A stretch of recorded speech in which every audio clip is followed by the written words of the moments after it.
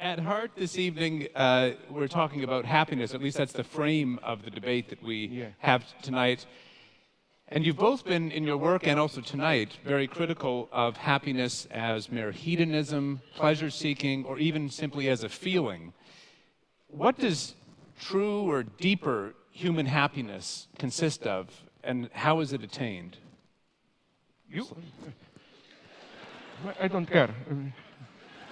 Well, I don't, first of all, there's something you said 5 minutes ago or so, I think you were still at the podium, that I agree with profoundly, which is that happiness is a side effect. It's not a thing in itself. It's something that comes upon you.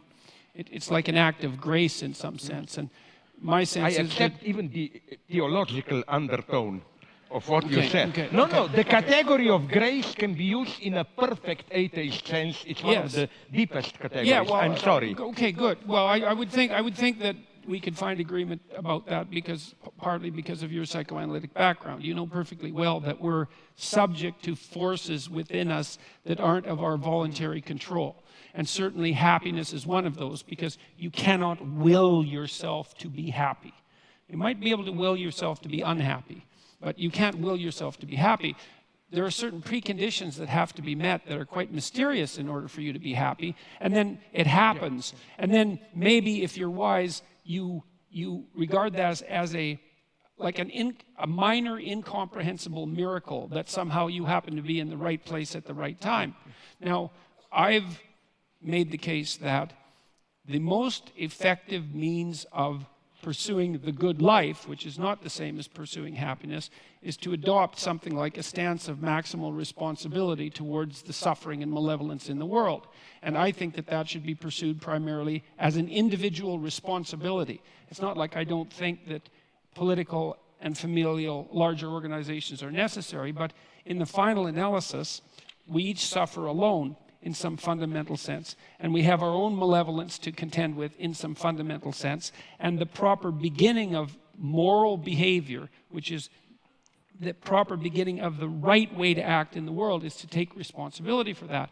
I think you do what you can to conceptualize the highest good that you can conceptualize. That's the first thing, to develop a vision of what might be. And it has to be a personalized vision as well as a universalized vision.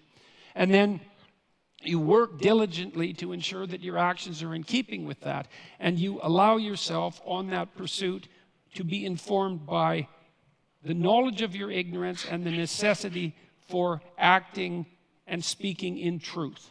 And a fair bit of that, I believe, is derived, I think it's fair to say that that's derived from an underlying Judeo-Christian ethic, and I make no bones about the fact that I think of those stories metaphysically or philosophically or psychologically as fundamental to the proper functioning of our society insofar as it can function properly.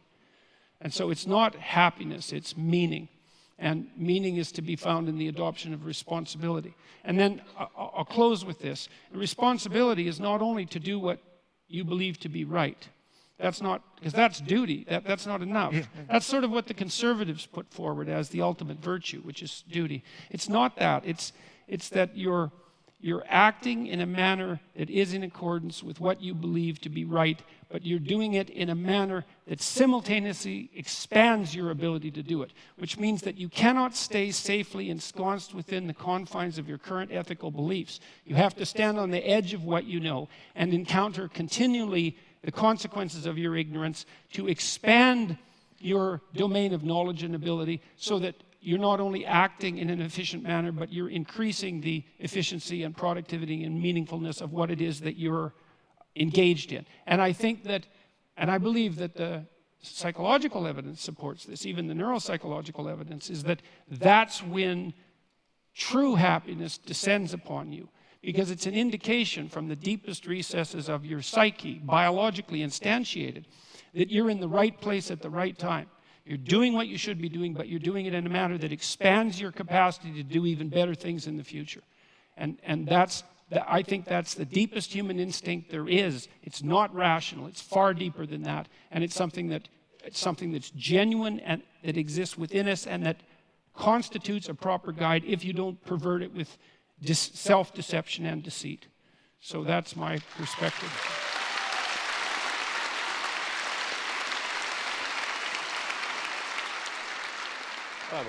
Yeah, okay. I'll try, if you are stupid enough to believe me, to be brief. You know? First, I like very much what you began with, this grace, or whatever we call it, moment of happiness. And I would like to, would you agree that the same goes for love, I think? We have in English, and they have it in French. I don't know if in other languages they have it. We use the verb to fall in love, which means it's in this sense, in some sense, a fall. You are surprised, you are shocked. Authentic love, I think, is something very traumatic, even in this sense. I always like to use this example. Let's say you live a stupidly happy life. Maybe one night stand here and there, you drink with friends, then you fall in love passionately. This is, in some sense, a catastrophe for your life. All the balance is lost, and so on. Yes. You know. That's why Cupid has arrows. Sorry? Yeah. Right. Yeah. Absolutely. So, where I second, surprisingly maybe for you, I agree with your point about Judeo-Christian legacy, for which I am very much attacked, Eurocentrist, and so on and so on. You know, I wonder if you would agree with it. I will try to condense it very much. You know what's for me the deepest, I simplify to the utmost, something unheard of, and I, as an atheist, accept the spiritual value of it, happens in Christianity. In other religions, you have God up there, we fall from God, and then we try to climb back through spiritual discipline, whatever, training, good deeds, and so on and so on. The formula of Christianity is a totally different one. As we philosophers would have put it, you don't climb to God. You are free in a Christian sense when you discover that the distance that separates you from God is inscribed into God himself. That's why I agree with those intelligent theologists, like my favorite, Gilbert Keith Chesterton, who said that the cross, the crucifixion, is something absolutely unique, because in that moment of Eli, Eli, lama sabachthani, God, Father, why have you abandoned me? For a brief moment, symbolically, God himself becomes an atheist, in the sense of, you get a gap there. And that is something so absolutely unique. It means that you are not simply separated from God. Your separation from God is part of divinity itself. And we can then put it also in other terms, maybe closer to you, like that. That's why, for me, happiness is not some blissful unity with highest value. It's the very struggle, the fall, and so on. And that's why I hope we both worry about what will this possibility of so-called, I'm horrified with it, what Ray Kurzweil calls singularity and this blissful state. I prefer not to know, but the final point, very brief. What I only don't quite get, why do you put so much access to this? We have to begin with a personal change. I mean, this is also the second, or which one? I don't remember, forgive me, of your slogans in your book. First set your house in order, then. But I have an extremely common sense, naive question here. But what if in trying to set your house in order, you discover that your house is in disorder precisely because the way the society is messed up, which doesn't mean, okay, let's forget about my house. But you can do both at the same time, and I would even say, I will give you now the ultimate example, yourself. Isn't it that you are so socially active because you realize that it's not enough to tell to your patients, set your house in order. Much of the reason of why they are in disorder, their house, is that there is some crisis in our society and so on and so on. So my reproach to you, benevolent, would have been, you know, the joke, tea or coffee, yes please. Like individual or social, yes please, because this is obvious in extreme situation. Like I hope we agree to say to somebody in North Korea, set your house in order, no? Haha.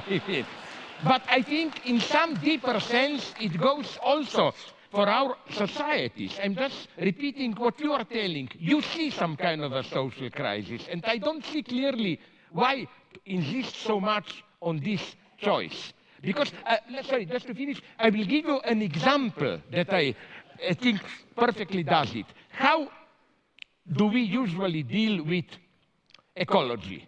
By this false personalization, you know. They tell you, what did you do? Did you put all the Coke cans on the side? Did you recycle all paper and so? Yes, we should do this. But, you know, like, in a way, this is also a very easy way to discharge yourself. Like, you say, okay, I do the recycling, so up, you know, I did my duty, let's go on. So I would just say, why the choice there? Okay, so first of all, I have to point out that you have unfairly tasked me with 3 very difficult questions. And so I'm hoping that I can... That's life, that's life. As you said, life is a challenge, yes, and so on. So I'm hoping that I have the mental wherewithal to keep them in track and answer them in order, but you can help me if I stray. I was very interested in your comments about Christ's atheism on the cross, that final moment of atheism. That's something I'd never thought about in that way. Chesterton orthodoxy. A short book, excellent. No, it's a very interesting thought, because it's an unbelievably merciful idea in some sense, that the burden of life is so unbearable. And you see in the Christian passion, of course, torture, unfair judgment by society, betrayal by friends, and then a low death. And so that's about as bad as it gets, right? Which is why it's an archetypal story, right? It's about as bad as it gets. And the story that you describe points out that it's so bad that even God himself might despair about the essential quality of being. Yeah. Right. So that is merciful in some sense, because it does say that there is something that's built into the fabric of existence that tests us so severely in our faith about being itself that even God himself falls prey to the temptation to doubt. And so that's, okay, now, this is where things get very complicated, because I want to use that in part to answer the other questions that you answered. Look, there's a very large clinical literature that suggests that if you want to develop optimal resilience, what you do is you lay out a pathway towards somewhere better. Someone comes in, they have a problem, you try to figure out what the problem is, and then you try to figure out what might constitute a solution. And so you have something approximating a map, right? And it's a tentative map of how to get from where things aren't so good to where they're better. And then you have the person go out in the world and confront those things that they're avoiding, that are stopping them from moving towards that higher place. And there's an archetypal reality to that. You're in a fallen state, you're attempting to redeem yourself, and there's a process by which that has to occur. And that process involves voluntary confrontation with what you're afraid of, disgusted by, and inclined to avoid. And that works. Every psychological school agrees upon that, is that exposure therapy, the psychoanalysts expose you to the tragedies of your past, and redeem you in that manner. And the behaviorists expose you to the terrors of the present and redeem you in that manner. But there's a broad agreement across psychological schools that works. And my sense is that we're called upon as individuals precisely to do that in our life, is that we are faced by this unbearable reality that you made reference to when you talked about the situation on the cross, is that life itself is fundamentally, and this is a pessimism that we might share, is fundamentally suffering and malevolence. But, and this is I think where we differ, I believe that the evidence suggests that the light that you discover in your life is proportionate to the amount of the darkness that you're willing to forthrightly confront, and that there's no necessary upper limit to that. So I think that the good that people are capable of is actually, it's a higher good than the evil that people are capable of. And believe me, I do not say that lightly, given what I know about the evil that people are capable of.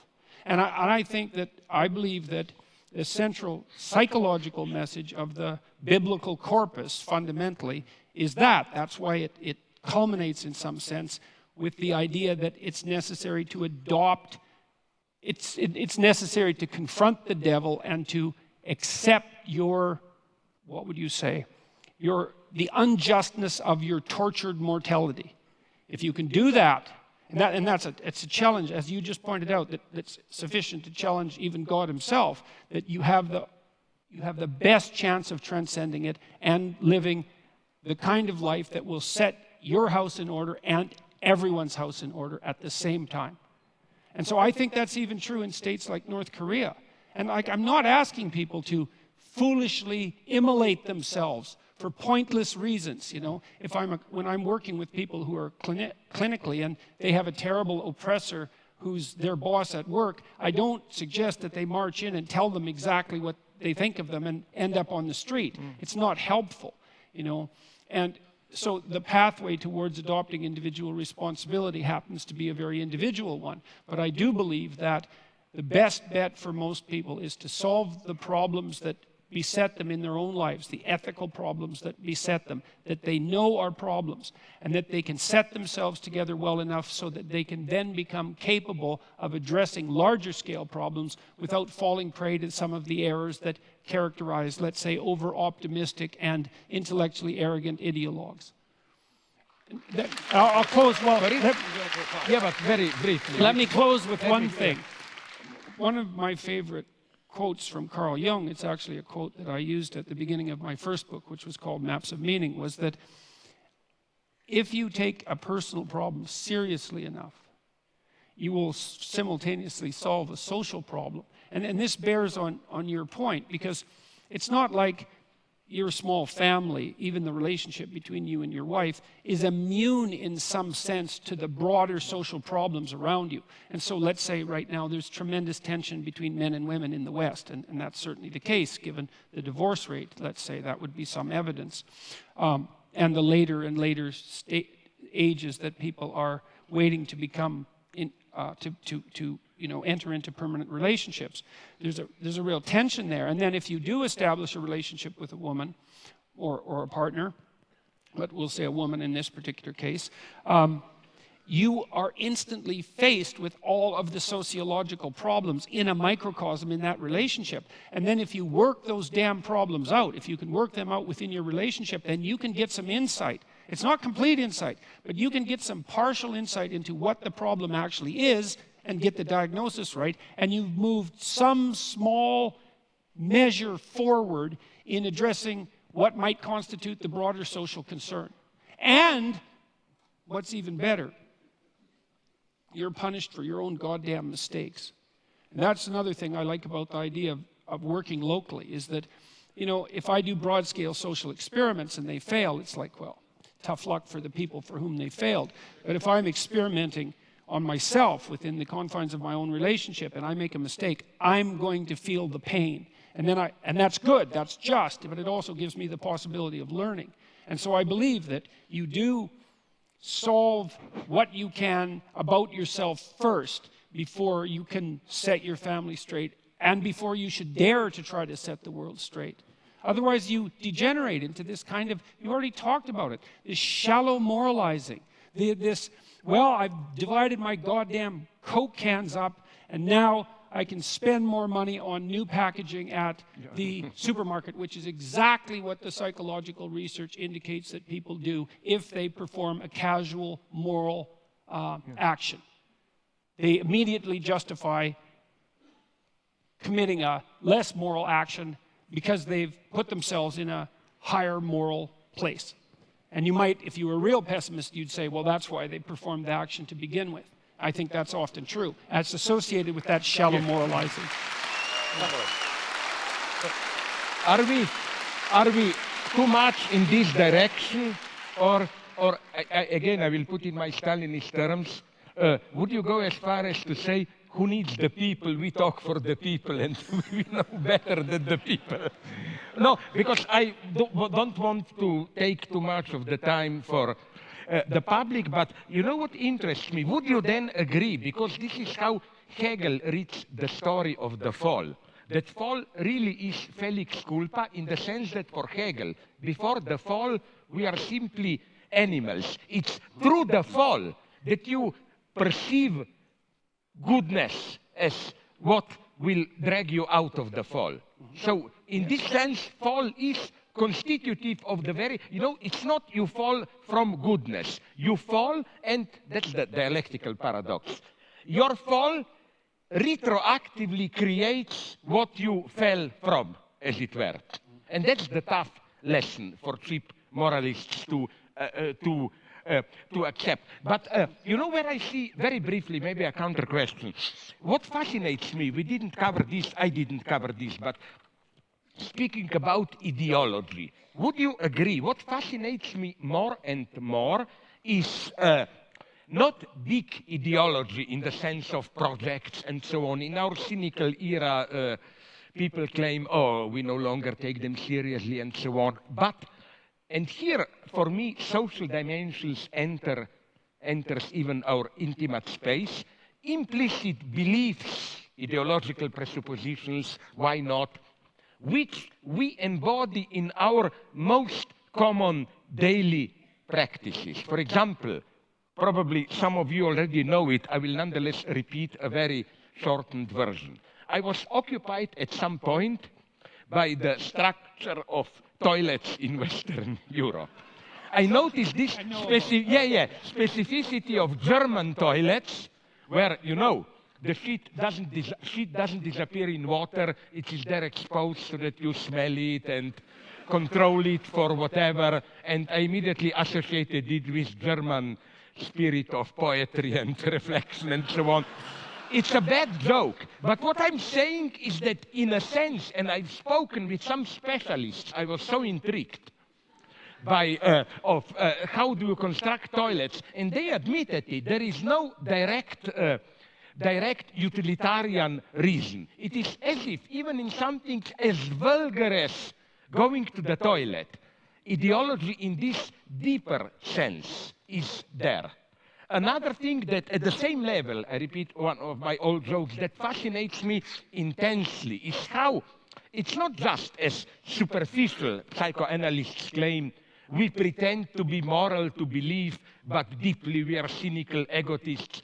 Quite often in today's times, we think that we are free, permissive, and so on, but secretly we are dominated by an entire pathological, or not even often pathological, structure of prohibitions and so on. So we may, and this is what interests me so much, precisely in today's time where, and this is how, would you agree, we would explain these simple facts which may appear weird, that how apparently they tell us we live in permissive times. Take your pleasure, enjoy it. But at the same time, there is probably, so some clinicians are telling me, more frigidity and impotence than ever. Yes. That's the lesson of psychoanalysis, I hope we agree, is not this vulgar one. You cannot perform sexually, you go to a psychiatrist, he teaches you how to get rid of authority and so on. It's a much more complex situation. It's and this is what interests me immensely. All this set of implicit beliefs, how you don't even know, but you know, I will repeat the story that half of you know, and you, my favorite, that Niels Bohr anecdote. You know, he had a house outside Copenhagen, the quantum physics guy, and he had a horseshoe, a superstitious, above his door, yes, and then a friend asked him, but do you believe in it? Why do you have it there? And he said, of course not, I'm a scientist.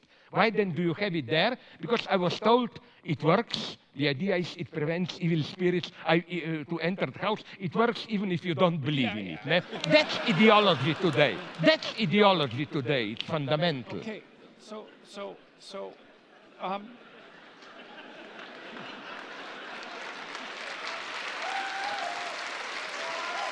I want to solicit from you to tell a joke. Don't you see this? I think that people. I think that people are possessed by ideas that aren't theirs. And their personalities that aren't theirs. And that's the great psychoanalytic insight. It's not ideas, it's personalities. It's way worse than ideas. And some of those personalities might be the ones that are associated with the idea that freedom is found in maximizing hedonistic moment-to-moment pleasure or something like that, which sounds like freedom. Like for me, one of the things that I suggest to people is that they watch themselves as if they do not understand who they are or what they're ruled by. And then notice those times when they're where they should be. And that's back to our discussion about meaning rather than happiness. It's like you'll see there are times that in your life where you're somewhere or you've done something and all of a sudden you're together. You're where you should be. Your conscience is not disturbing you. You're not proud of what you did, because pride is the wrong term, but you understand deeply that you've done something that you should have done. You might not understand why. You might not even understand what it is. But the study of that can help elucidate the difference between what actually constitutes you, which is a very difficult thing to discover, and what constitutes the accretion that characterizes you because of the, well, let's say your intense proclivity for socialized mimicry. And so, you know, I don't mean you personally, but people are amalgams of everything they've seen and everything every person they've watched. Yes, and everything they've read.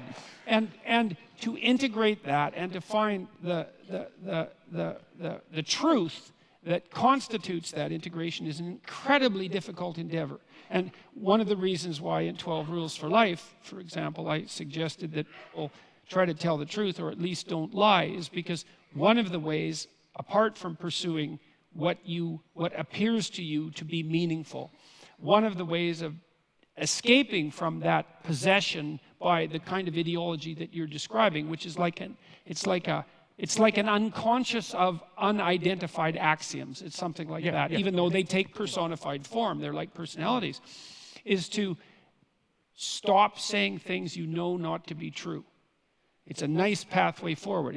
The original rule was tell the truth. And I thought, no, that's not any good, because you're so biased and limited and ignorant and possessed that you don't know what the truth is, and so you can't be asked to tell it. But everyone does have the experience of being about to say or do something that they know by their own, they know as deeply as they can know anything about themselves, that utterance or action is wrong, and they still do it. Now, my suggestion is, try to stop doing that. And one of the consequences, well, you can try in small ways, like you might not be able to manage it in big ways, but now and then, you know, you're tempted to do something that you know to be wrong, and you could not do it. And if you practice that, you get better and better at not doing it, and that means you lie less, and you take the easy route out less, and you pursue hedonic pleasures that cost you in the future less. You start to straighten yourself out. You take the beam out of your eye. That's essentially what you're doing. And over time, you have some modicum of hope that your vision will clear up and you'll be able to see the proper pathway forward. And that's part of the process of redemption. And it seems to me to be in your grasp. You're capable of doing that. You have a conscience. It does inform you from time to time correctly about the difference between good and evil, the consequence, the knowledge, the consequence of the fall that you described, which I think you described in very eloquent terms, and that you can slowly make your way back to the straight and narrow path that's characterized by maximal meaning, but also, see, this instinct of meaning is a sophisticated one. It's not that I'm making a case for the individual, like Ayn Rand makes a case for the individual. That's not it. I'm making a case for individual responsibility. That's not the same thing. It's like there is something that's good for you, but it has to also be good for your family. If it's just good for you, that's not good enough. And if it's good for you and your family and it's not good for society, then that's not good enough either.